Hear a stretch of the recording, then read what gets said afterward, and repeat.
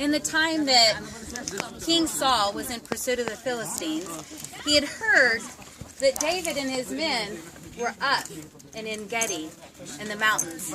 So he decided to gather 3,000 of his best men and to go in pursuit of David. Well, as he was walking along and they were searching, he came along upon the area that was known as the Mountain of the Wild Goats.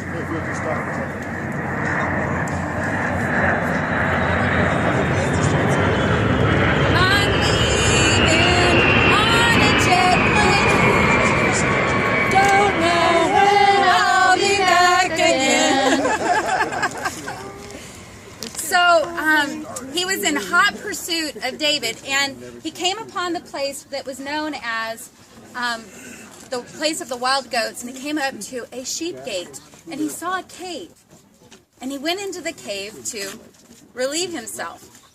But unknown to him, hiding in that cave were David and his men. And when they saw King Saul, they said, "David, this is it, this is it. The time of the prophecy that is said that you will take out your enemy." So David got up and he crawled up behind King Saul and he reached out and he cut the edge of his coat. But as he cut it, his conscience began to bother him and thought, "Who am I to do this to God's anointed one?"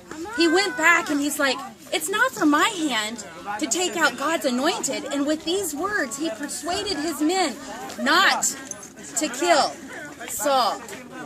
Saul left the cave, and David went out after him with that edge of the cloak in his hand. And he went out and he fell down on the ground and he cried out, "Master, my king, you have men telling you to pursue me because they are telling you I'm bad, but here I have proof that I am not. You have come to do evil against me, and I have only done good. They persuaded me to kill you, but I did not. May God judge between you and me." And then King Saul cried out, "David, is that you, my son? Surely I see today that you are better than I am, and that by you the kingdom of Israel will be established. When you become king, remember my family. Do not wipe them out. Keep the name and protect my children." David agreed. So King Saul and his men left and went home.